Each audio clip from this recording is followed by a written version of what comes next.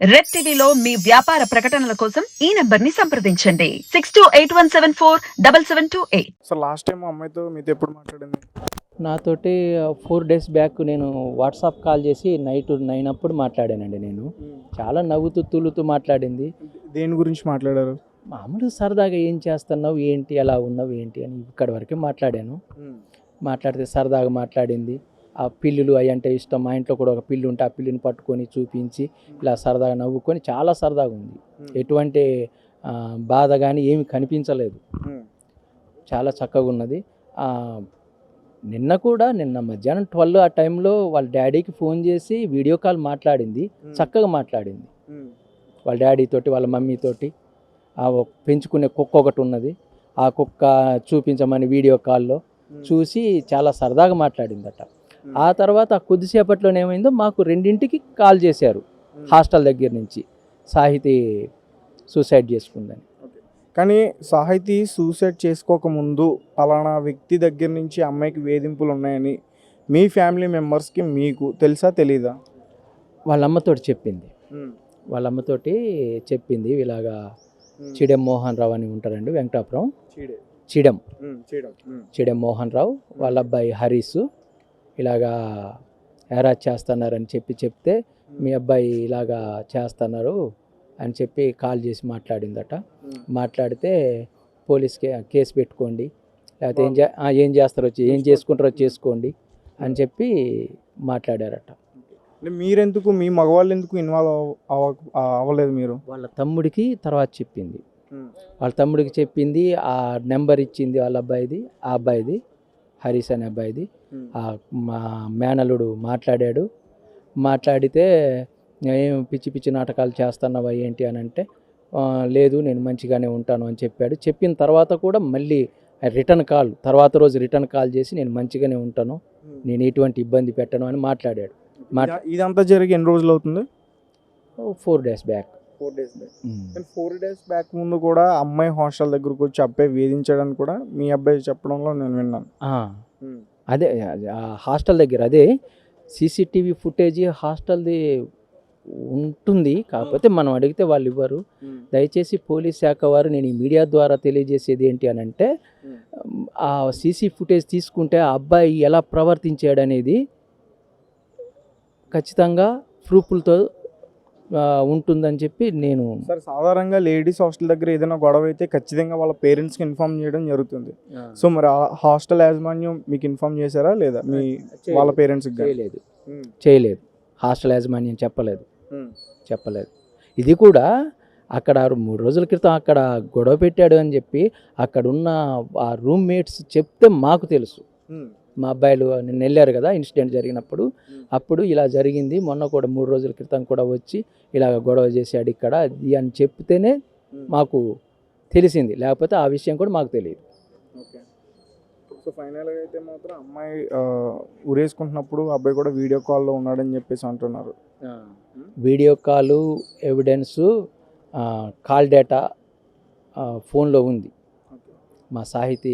మరి అంత ఎవిడెన్స్ ఉన్నప్పుడు కూడా ఇప్పటి వరకు కూడా అమ్మాయి మీద సూసైడ్ అటెంప్ట్ అనే కేసుతో ఎఫ్ఐఆర్తో ఇప్పుడు పోస్ట్ మార్టంకి ఇవ్వడం జరిగింది, కానీ అతన్ని ఇంకా అదుపులోకి తీసుకోలేదని కూడా మీ కుటుంబ సభ్యులు చెప్తున్నారు. అంటే పోలీస్ వారు ఏం చెప్పారనంటే, ఇప్పుడు పోస్ట్ మార్టం అయిన తర్వాత రిపోర్ట్ వచ్చిన తర్వాత సెక్షన్లు పెట్టి మేము దాని మీద కేసు ఫైల్ చేస్తామని అన్నారండి. ఓకే, సో మీ డిమాండ్స్ ఏంటి? మా డిమాండ్స్, ఒక ఆడపిల్లని అరాచకంగా మాట్లాడి నానా ఇబ్బంది పెట్టి టార్చర్ చేసి ఆత్మహత్యకి ఉసిగొలిపి ఇలాగా మాట్లాడి చేసిన ఇలాంటి వ్యక్తులు మళ్ళీ కూడా ఇలాగ జరగకుండా, ఇలాంటి వ్యక్తులు మళ్ళీ ప్రవర్తించకుండా ఉండడానికి ఇతనికి ఉరిశిక్ష కరెక్ట్ కాదు. ఈ భూమి మీద ఉండగానే పురుగులు పడి చచ్చిపోయేలాంటిది ఏదన్నా శిక్ష ఉంటే అలాంటి శిక్ష పడేలాగా ఈ పోలీస్ శాఖ వారు వేస్తే బాగుంటుందని నేను అనుకుంటున్నాను. మధ్యన ఉండేది బాండింగ్, అత్త కూతురు అయినా కానీ అక్క చెల్లెలాగా ఉండేవాళ్ళం 4. అంటే మేము 3 సిస్టర్స్, తను ఒక అత్తయ్య వాళ్ళ అమ్మాయి. అక్కడ మీతో ఉన్నప్పుడు ఎలా ఉండేది? మీతో అంత చనువుగా చాలా క్లోజ్గా ఉండే, ఏదైనా షేర్ చేసుకునేవాళ్ళం, కానీ ఈ విషయం చెప్పలేదు మాకు, అదే బాధ అనిపిస్తుంది. లాస్ట్ ఎప్పుడు మాట్లాడింది సాహితీ మీతో? నాతో మాట్లాడి 10 days అవుతుందండి.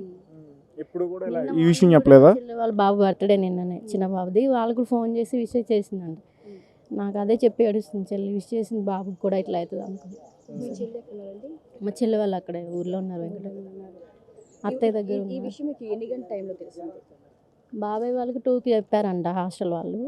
నాకు వెంటనే నాకు ఫోన్ చేశారు, చెల్లి వాళ్ళు ఫోన్ చేశారు. నేను ఇక్కడే ఉన్నా, నాగోల్ దగ్గర పని ఉందని ఇక్కడ అక్క వాళ్ళ ఇంటికి వచ్చాము మేము. ఇక్కడ నాకు ఫోన్ చేసి చెప్తే నేను వెంటనే ఇక్కడికి హాస్టల్ కనుక్కొని ఇక్కడికి వచ్చాము. ఇంకా వెంటనే వచ్చి చూసేవరకు అట్లా హ్యాంగ్ అయ్యి మాట్లాడారా ఏమన్నా? ఫ్రెండ్స్తో మాట్లాడాము. అదే వీడియో కాల్ చేసిందంట, వీడియో కాల్లోనే లైవ్లోనే హ్యాంగ్ చేసుకుందంట. చేసుకున్న వెంటనే కాకుండా ఆ అబ్బాయి కాసేపు ఉన్నాక మళ్ళీ వేరే కాల్ నుంచి ఫోన్ చేశాడంట. ఈ నెంబర్ కట్ చేస్తుందంట, అది ఊరిక ఇట్లే టార్చర్ చేస్తుంటే కట్ చేస్తే వేరే నెంబర్ నుంచి చేశాడంట. అది కూడా కట్ చేసే వరకు ఆ పక్కన అబ్బాయి అదే నేను హ్యాంగ్ చేసుకుంటా అని చెప్పినట్టుంది ఆ అబ్బాయికి. పక్కన అమ్మాయికి ఫోన్ చేసి ఏం చేస్తుంది చూడంటే డోర్ లాక్ చేసుకుందంట, కిటికీలోని చూసిందంట అమ్మాయి. వెళ్ళి ఇట్లా అంతలో గురేసుకుంది. ఎవరు చెప్పారు ఏం చేస్తుందో చూడమని చెప్పి? ఆ అబ్బాయి ఆ అబ్బాయి ఆ పక్కన అమ్మాయికి ఆ ఫోన్ అబ్బాయి చేసి వాళ్ళ ఆల్రెడీ ఫ్రెండ్కి వీడియో కాల్లో ఉన్నాడు కదండి. మళ్ళీ వేరే చేశాడంట ఫోన్ కట్ చేసిన ఇది తర్వాత. అయిపోయాక మళ్ళీ ఇంకొకసారి కట్ చేస్తుంది, ఊరికి ఏం చేస్తుంది చూడండి, వెళ్ళి నన్ను బెదిరిస్తుంది చచ్చిపోతాను అనేసరికి అప్పటికి గొడవ పడుతున్నారు. ఫస్ట్ ఫోన్ చేసి కట్ చేస్తుంది కదా, ఇట్లా అంటుంది ఊరికి ఏం చేస్తుంది చూడనే వరకు ఆ అమ్మాయి లేట్కి వెళ్ళిందో మరి ఏమైందో షేర్ చేసుకుంటే అమ్మాయి బతికే ఛాన్స్ ఉండదు. మేము అదే ఫీల్ అవుతున్నాం కదండి. అసలు మాకెవరికి ఫ్యామిలీ వాళ్ళకి ఎవరికి ఆ మ్యాటర్ చెప్పలేదు. 3 days బ్యాక్ వాళ్ళ మమ్మీకి ఫోన్ చేసి చెప్పిందంట, ఇట్లా హాస్టల్ దగ్గరికి వచ్చి గొడవ పెడుతున్నాడు మమ్మీ అంటే. వాళ్ళ డాడీకి ఫోన్ చేశారంట అత్తయ్య, ఆ అబ్బాయి వాళ్ళ డాడీకి. ఆయన పట్టించుకున్నట్టు మీరు ఏం చేసుకుంటారో చేసుకోండి అని మాట్లాడారంట. ఇంకా ఆ అమ్మాయి ఏమనుకుంది, ఆయన పట్టించుకోరు మా పేదరికం మధ్య తరగతి వాళ్ళు అంటే ఇంకా మా కేసులున్నా ఇంకా పెట్టిన లెక్క చేయరు కదా అనుకుందో ఏమనుకుందో. ఇప్పటివరకు కూడా అమ్మాయి చనిపోయిన విషయం వాళ్ళ మదర్కి ఇంకా తెలియదు, తెలీదండి. చెప్పలేదు. ఎందుకు అంటే ఆమెకి ఏమైనా హెల్త్ ఇష్యూస్? చాలా వీక్ ఉంటారండి అమ్మ. చిన్న లో బీపీ చిన్న విషయం తెలిసినా పడిపోతుంది చాలా. నేను మా మేనత్త నాకేమన్నా అయినా తట్టుకోలేదు. ఇంకా కన్న కూతురికి ఏమన్నా అయితే చనిపోయిందంటే ఇంకా ఇప్పటికీ పిచ్చి పిచ్చిగా పిలిచిన అంటే మేము సాయి అని పిలుచుకుంటాం సాహితిని. ఎవరు కనిపించినా చెల్లి వాళ్ళ అత్తయ్య వాళ్ళ దగ్గరే ఉన్నారు, ఇంకా అత్తయ్యని చూసుకుంటూ ఎవరు కనిపించినా సాయమా సాయమా అని పిలుస్తుందండి. ఇంకా ఆమె మధ్యలో లేదు. ఇంకా డెడ్ బాడీ తీసుకెళ్ళాక ఎలా రియాక్ట్ అవుతుందో, ఆమె బ్రతుకుంటా చనిపోతుందో తెలియదు. చూసారమ్మా బాడీని చూసారా? ఇంకా లేదు. చనిపోయిందని కూడా తెలియదండి అసలు అత్తయ్య. ఇంకా అంటే మీరు బాడీని చూసారా? ఇంకా నేను నిన్న హాస్టల్లో ఉన్నప్పుడే వెళ్ళా, అప్పటికి ఇంకా హ్యాంగ్ చేసి ఉంది. నేను వెళ్ళాక అన్ని చెక్ చేసి నాకు తన వస్తువులను తీపిచ్చారు సార్ వాళ్ళు, పోలీసు వాళ్ళు. నేనే తీసుకు రిలేటివ్ కదా, అది ఇచ్చిన తర్వాత అప్పుడు కిందకి దించి అక్కడ తీసుకొచ్చాం హాస్పిటల్కి. ఇక్కడికి వచ్చారు 5:30 అయింది. ఫ్రెండ్స్ ఏమన్నా మాట్లాడారా నీతో అక్కడ? మేము ఇక్కడికి వచ్చేసామండి. తమ్ముడు వాళ్ళకి చెప్పారంట, వాళ్ళు కొంచెం ఇట్లా జరిగిందని. మొత్తానికి అయితే చాలా రోజుల నుంచి అమ్మాయి తీవ్ర వేధింపులకి అయితే గురైంది. చాలా డేర్గా ఉంటుందండి. నేనంత పెద్దదాన్ని అనుకుంటా 5 years. నాకు ఏమైనా చిన్న ప్రాబ్లం అయినా నాకు ధైర్యం చెప్పేది ఆ అమ్మాయి, సలహాలు ఇచ్చేది, ఇలా ఉండాలక్క నువ్వు ఎవరేమన్నా